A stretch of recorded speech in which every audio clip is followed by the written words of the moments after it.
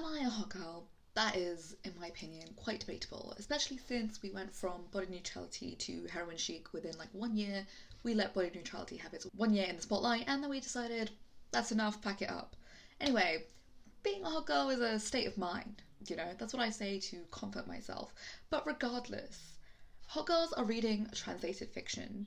And somehow that was the video that I wanted to make, and did I end up making that video? No. Because every single translated book that I decided to read was actually a Japanese book. And I was like, well, I don't want to choose any other ones, so I've just decided to read Japanese novels. The hot girls are reading Japanese novels. However, I do think that's a little bit weird and kind of weeaboo-ish. I don't usually like it when people are like, reading Asian novels for a week, reading my favourite Korean novels, recommending, and I'm like, okay, calm down. Especially if they're a white person. If they're not a white person, then I'm like a little bit more lenient. But then again, I am not Japanese, so perhaps it's weird regardless. But I wanted to read them, and here we go. That's what we're going to do today. We're going to be reading Japanese novels. So the first book that I read was Convenience Store Woman, and I think this book is generally described in the same way across the board. People I trust to review books, the Goodreads synopsis, people telling me about this book in real life, they all describe this book to be about a woman who doesn't fit in because she doesn't fit the mold of society, and specifically that she has no interest in getting a job that is more respected than the convenience store. To me, this kind of gives the idea that this book is about the overwhelming pressures of capitalism, and whilst the book definitely touches on that, it's not really about that. Kiko seems to be someone with some sort of developmental disorder, which seems to be why she doesn't want another job. The convenience store she works at seems to kind of be her like hyperfixation, special interest, and her entire life revolves around being a good employee. And to her and the narrative of this book, being that incredible worker is not really seen as a bad thing. Giving her all to this job is seen as very positive. The book therefore doesn't really criticise capitalism in its entirety, but instead capitalism's relationship to disability. If Kiko wants to stay in this job, why should she not be allowed? All of her needs are met through this job. She doesn't seem to want a family or a husband, and this all seems to be stemming from whatever developmental disorder she does have. And she even describes what lots of autistic people would consider as masking throughout the book. Perhaps it's because it seems so obvious when you read the book that disability and capitalism is what the book is about. People don't really seem to explicitly describe it as such, but I feel like it should be more forefront in the conversations surrounding the book. Overall, I think the writing is really straightforward, which is true for a lot of these Japanese books, but I think it really works well here more than the others because of the clear-cut narrative and the straight-edge narrator.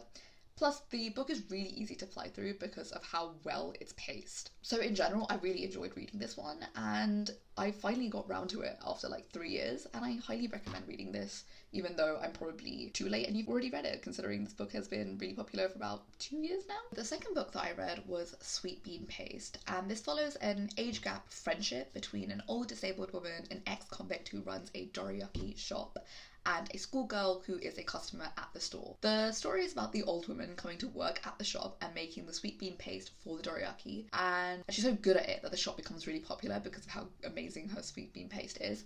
And from there, the book follows the building relationship between these three main characters. The book, in my opinion, though, lacks a sense of warmth. I think that the book needs to tell this story.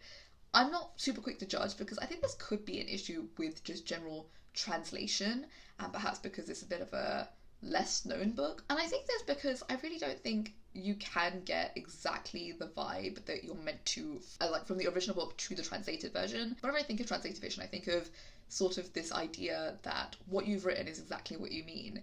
I think Judith Butler once said she writes like really, really hard academic texts, like they're really, really dense and it's really hard to understand, and I hated reading anything that she ever wrote. But she kind of wrote this defense of her own work where she was like, this is exactly how I wanted to write it, because if I didn't write it like this and I wrote it in the simplified version, it wouldn't mean exactly what I wanted it to mean. I wrote it in these specific words because that's how I can get my idea across. Like, whatever the other version, whatever the summary of her work was, is not really what she's meant to say.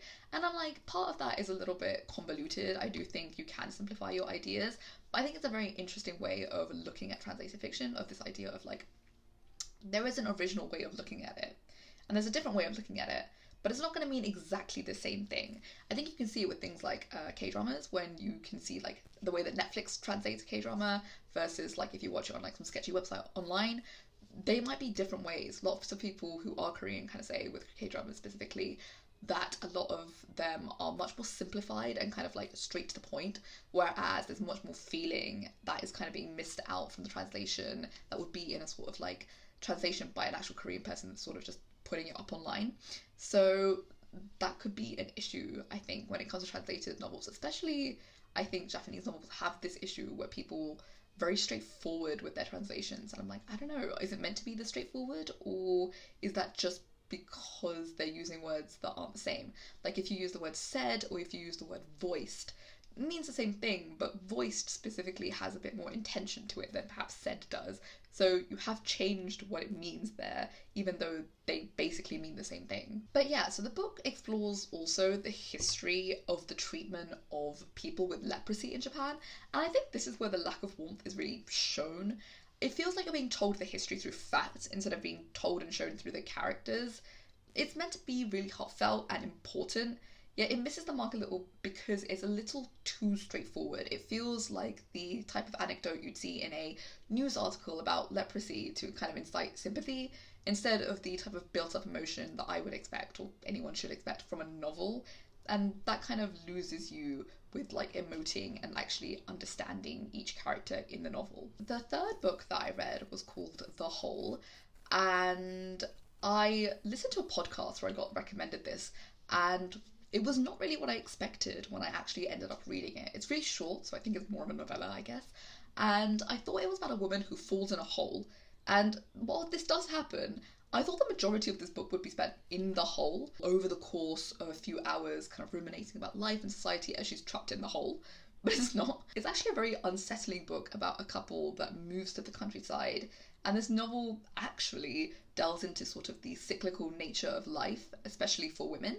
And I don't want to say more in fear of spoiling it, but I highly recommend checking this one out. It's really weird. It's not very popular either.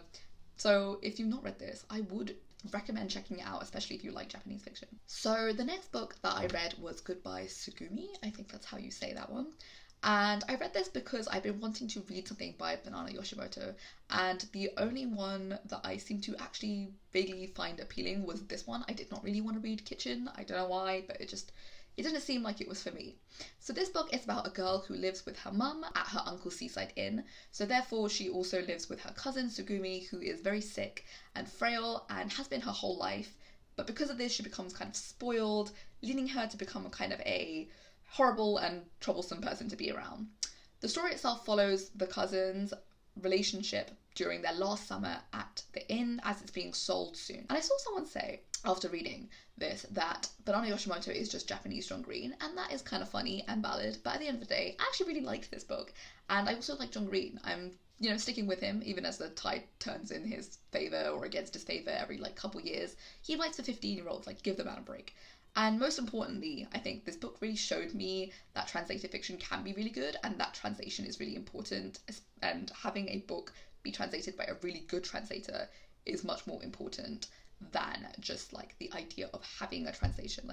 There's no point of translating a book if it's not translated well. And so the last book that I read was called Heaven. This is about a boy who is heavily bullied at school because he has a lazy eye, and how he ends up becoming friends with a girl in his class who is also bullied. Their friendship kind of blossoms through writing each other letters and meeting up a few times over the school year. The book is quite an interesting look at bullying, but I don't know if it did or said anything that hasn't been said before. But I still think it's very well written and quite an engaging read. There were some parts that I found kind of unserious, even where they were kind of written to be very straight. I just didn't understand why this would be in a book like this. But I did like exploring kind of the dichotomy of the thought, should we change to be accepted or stay the same and fight the oppression to help people who we hurt in the future by changing the culture of acceptance and normality? Which also kind of reminds me of the themes seen in Convenience Store Woman, which is interesting considering both these books are quite popular at the same time right now. So I read all of them, and I definitely liked all of them. I will be reading more Japanese fiction, or just generally translated fiction. Maybe this time I won't just stick to reading 5 Japanese books. I didn't expect that to happen, but it did. I want to read Breasts and Eggs, and I also want to read Earthings. Again, both are quite trendy and viral at the moment, but I want to try those. And perhaps, you know, one day I might actually read Kafka on the Shore after it's been on my Goodreads to read list for about 5 years. I don't know, it's a really thick book, and everything that I read about Haruki Murakami is odd, and I'm like, I don't know, do I need odd? Do I want magical realism? Do I need weird descriptions of women? We'll see how it goes. I'd also perhaps like to read some translated fiction that isn't just like literary fiction, perhaps some sort of like fantasy, and not like manga, because I've read my fair share of that, but like actual fantasy books, and whether there are actually good translations of that, because those aren't as popular as like manga or literary fiction is. So we'll see how that goes. Thank you for watching if you made it this far.